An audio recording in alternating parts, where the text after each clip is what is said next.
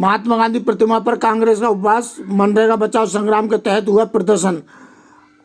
खबर बरेली से। जिला एवं महानगर कांग्रेस कमेटी की ओर से चौकी चौराहा स्थित महात्मा गांधी प्रतिमा में मनरेगा बचाओ संग्राम के तहत एक दिवसीय उपवास का प्रदर्शन किया गया। कांग्रेस नेताओं ने महात्मा गांधी की प्रतिमा के समक्ष उपवास रखकर केंद्र व प्रदेश सरकार की नीतियों का विरोध जताया।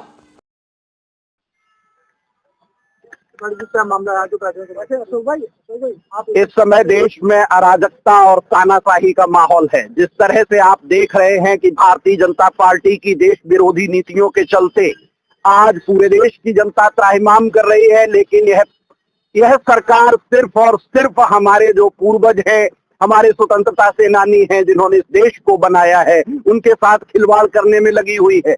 अभी आपको ज्ञात है कि मनरेगा का नाम बदला गया, मनरेगा की हत्या की गई, मनरेगा को खत्म किया गया और उसका उपहास उड़ाया गया इस संसद में।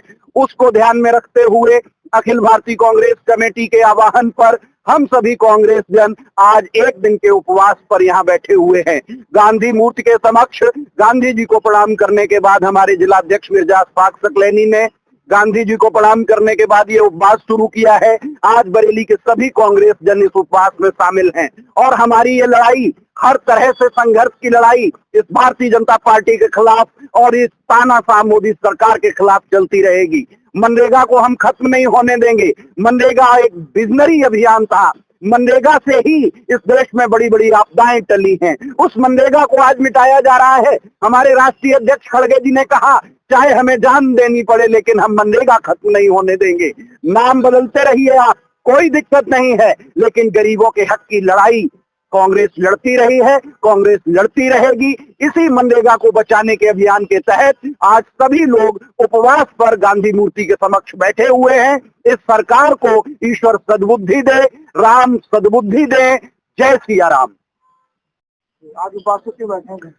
देखिए, आप सबको अवगत है कि इस केस में वर्तमान सरकार के होते हुए एक भारत की विडंबना है कि भारत में राष्ट्रपति, पूरे वर्ल्ड में राष्ट्रपिता के नाम से जाने वाले महात्मा गांधी जी, जिनकी लगभग 150 देशों में मूर्तियां हैं और हर किसी भी देश का प्रधानमंत्री हो चाहे राष्ट्रपति हो वहां पे पुष्प चढ़ाता है, लेकिन भारतीय जनता पार्टी की उसी महात्मा गांधी जी के लिए इतनी नफरत है कि वो उनके नाम से चलने वाली योजना का नाम तो बदल रही है, लेकिन उसमें कोई भी ऐसा कार्य या ऐसी बातें नहीं कही गई जो कि ग्रामीण क्षेत्र में जो गरीबों को रोजगार मिलता था उनको फायदा पहुंच सके।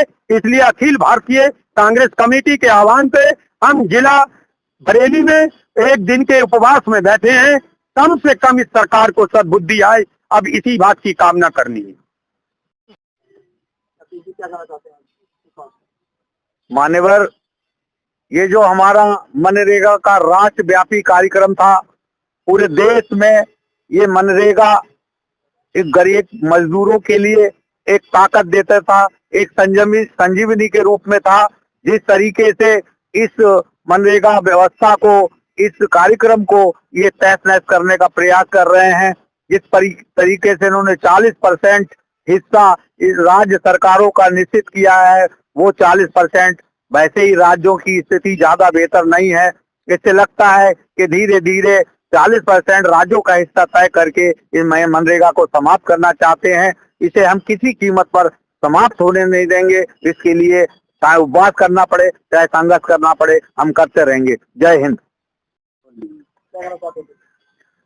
आज हम लोग अपने वरिष्ठ नेताओं के साथ यहाँ गांधी प्रतिमा के नीचे जो मनरेगा को कमजोर करने की साजिश भारतीय जनता पार्टी की सरकार ने की है, इसी को लेकर हम समस्त कांग्रेस पदाधिकारी, कांग्रेस जन यहाँ पर एक दिन के उपवास पर बैठे हैं।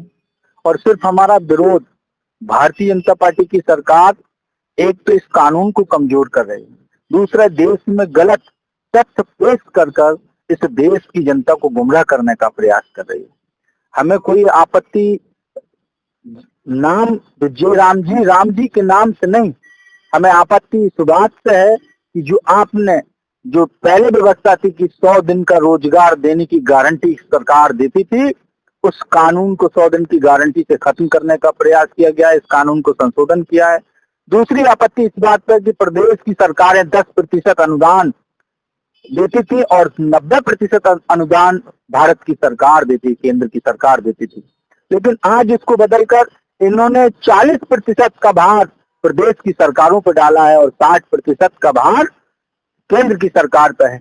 जब आज 3-3 महीने 4-4 महीने बीतने के बाद भी उन मजदूरों को मजदूरी नहीं मिल पा रही है, ऐसी स्थिति में 10% का अनुदान जब प्रदेश की सरकार देती थी वो वहन नहीं कर पा रही है, क्या ये निश्चित है कि किस तरीके से वो 40% का भार वो देंगे?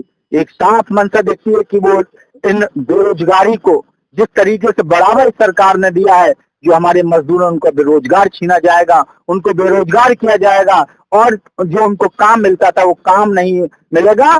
और निश्चित तौर पर जो बार बार कहते हैं कि हम भाई इसको अच्छा कानून बनाना चाहते हैं, कैसा अच्छा कानून? जब आपने गारंटी खत्म कर दी, गारंटी नहीं देना चाहते, तो उसमें कैसे आप हम मान लें कि आप लोग जाके वहां पर किसान को और जो मजदूर को काम देंगे? इनकी मंशा है इस देश के इस मनरेगा को कमजोर करने की साजिश लगातार भारतीय जनता पार्टी की सरकार करती जा रही थी। उन्होंने यहाँ पर कानून लाकर इस कानून को कमजोर किया है। इसी का विरोध प्रदर्शन लगातार हम 100 दिन का कार्य भी करेंगे और आज हम समस्त वरिष्ठ कांग्रेस के नेता यहाँ पर बैठकर इस उपवास पर आज हम बैठे। आज एआईसीसी के आह्वान पर पूरे हिंदुस्तान में मनरेगा योजना में जो अमेंडमेंट कानून जो लेकर आए हैं, इसके विरोध में आज पूरे देश के अंदर धरना प्रदर्शन, ये उपवास ये चल रहा है। इसके क्रम में मैं ये कहना चाहूंगा कि भारतीय जनता पार्टी की केंद्र की सरकार जिस तरीके से नाम बदलकर स्कीमों को खत्म कर लोगों को परेशान कर सत्ता में रहना चाहती है, ये बहुत लंबे समय तक नहीं चल पाएगा। आज देश की आवाम ये समझ चुकी है कि जिस तरीके से आप देश के अंदर जो है ये शासन चला रहे हैं, इस शासन के तहत जो है ये जनता बर्दाश्त नहीं करेगी और इनको इन कानूनों के तहत जो आपने बातों को वापस लेना पड़ेगा, इन कानूनों को वापस लेना पड़ेगा, तभी कांग्रेस खामोशी से बैठेगी, नहीं तो सदन से लेके सड़क तक जो है ये अभियान लगातार जारी रहेगा।